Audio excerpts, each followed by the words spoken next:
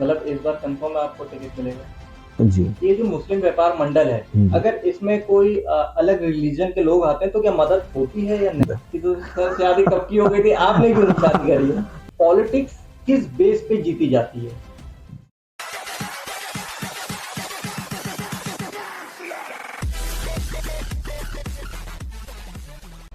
Hello everyone, I'm Shumail Adil and you're watching #Lucknow।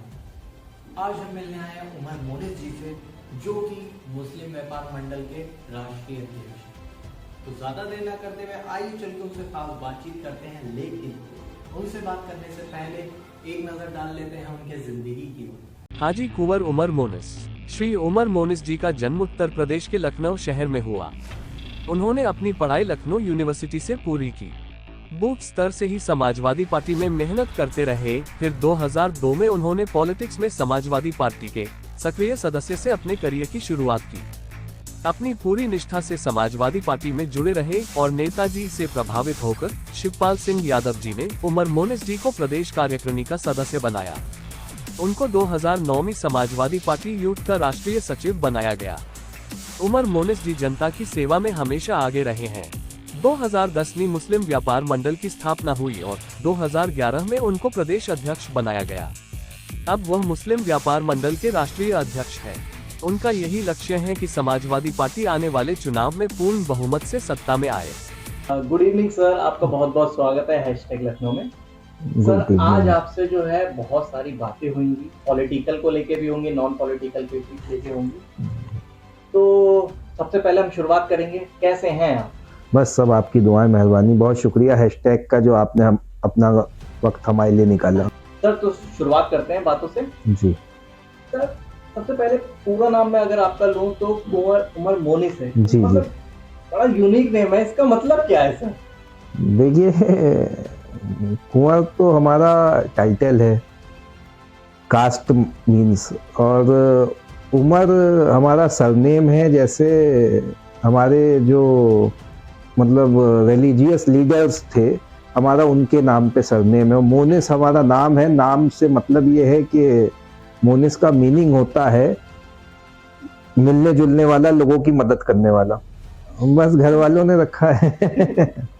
ये आप मुस्लिम व्यापार मंडल के राष्ट्रीय अध्यक्ष हैं। जी जी जी। तो इसका नाम मुस्लिम व्यापार मंडल क्यों?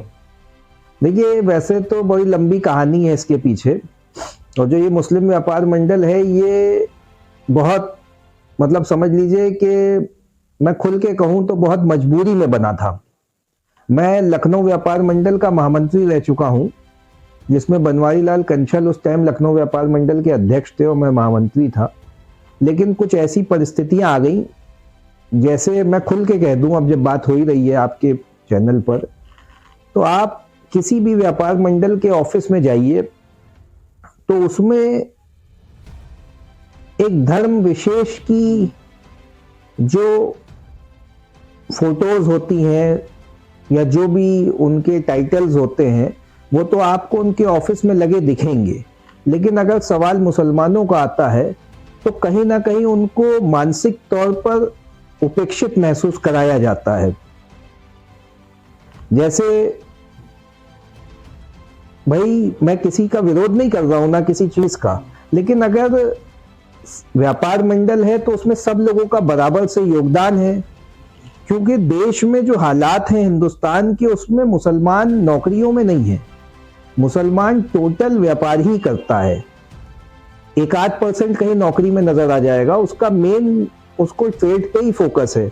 भले ही वो फुटपाथ पे पंचर बनाता हो, या फुटपाथ पे सब्जी बेचता हो, या दुकान लगाता हो, या बड़ा कारोबार करता हो, चाहे हिमालय कंपनी हो, चाहे सिप्ला जैसी कंपनियां भी हैं हिंदुस्तान में, लेकिन वो नाम मात्र की हैं। तो ऐसी परिस्थितियों में मुसलमानों के साथ दोहरा रवैया अपनाया जाता है। इस वजह से और भी उसकी चीजें हैं जिस वजह से मुस्लिम व्यापार मंडल का गठन किया गया था।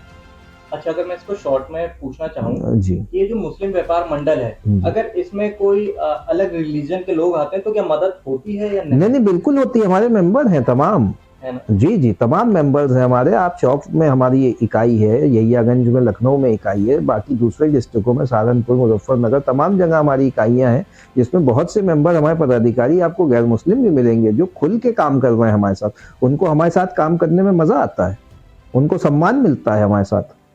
सर एक बात होता है, विधानसभा के काफी इलेक्शन हो, बट अभी तक आप समाजवादी पार्टी से उतरे नहीं। आपने समाजवादी पार्टी के साथ जुड़े हुए तो शुरू से हैं, जी जी बट जी कभी इलेक्शन में क्यों नहीं? भाई, टिकट मैंने 2012 में भी मांगा था, तो उस टाइम पे परिस्थितियां कुछ ऐसी थी कि यहाँ से हमारे जो क्षेत्रीय विधायक हैं, आज अभी भी हैं, जो इस वक्त हैं रविदास मल्होत्रा, उस टाइम उनको दे दिया गया था। फिर सरकार बनी थी, सरकार में जितनी मदद लोगों की हो सकती थी की गई थी। उसके बाद जब 2017 का इलेक्शन आया तो ये सीट शुरू में कांग्रेस अलायंस हो गया, कांग्रेस के खाते में चली गई, लेकिन बाद में फिर रविदास मल्होत्रा जी का ही गठबंधन से टिकट हो गया।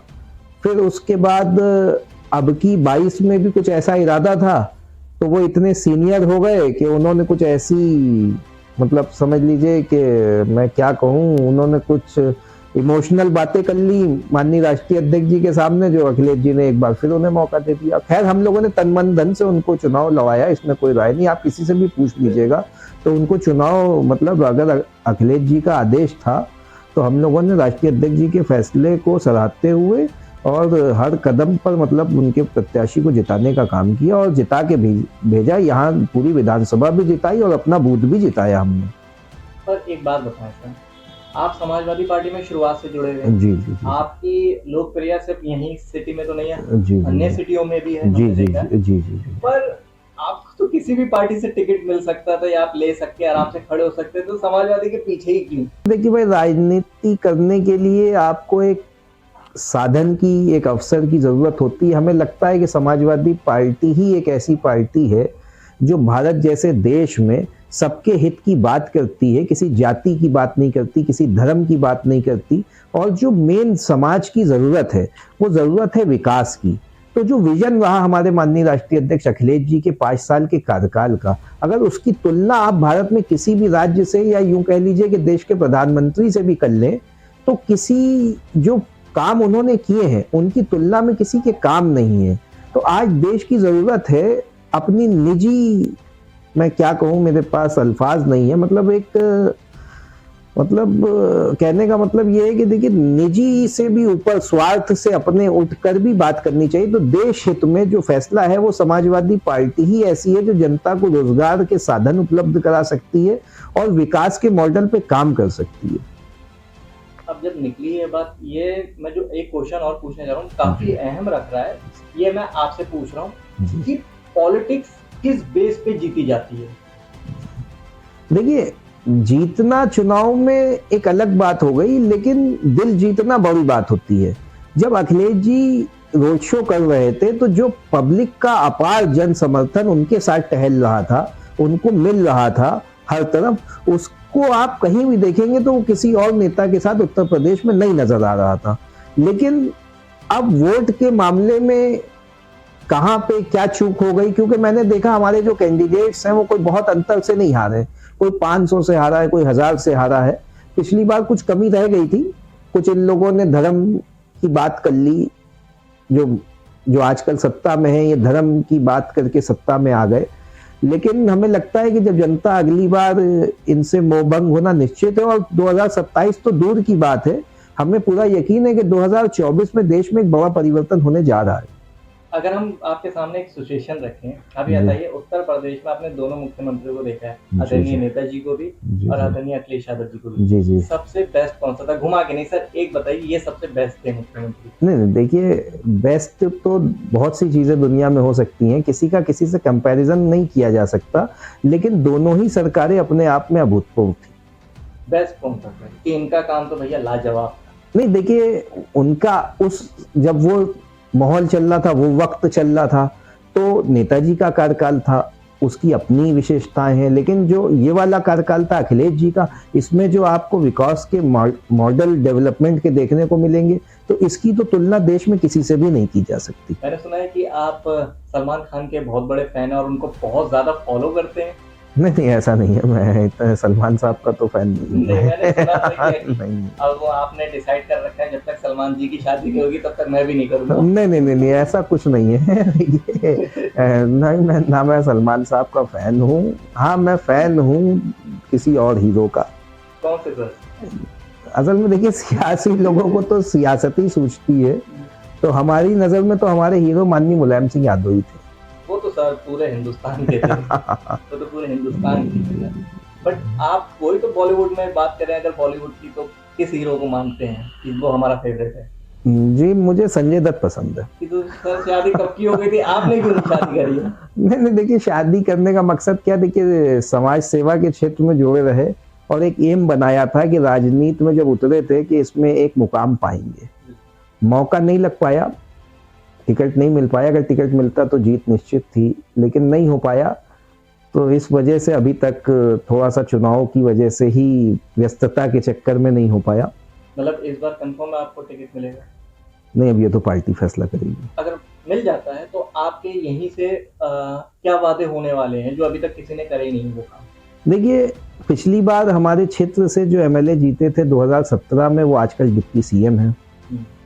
उनके कार्यकाल में हमारी जो विधानसभा, अगर इसमें आप निकल के देखिए, जनता से पूछ लीजिएगा, आपको लगेगा कि कोई खास काम ही नहीं हुआ।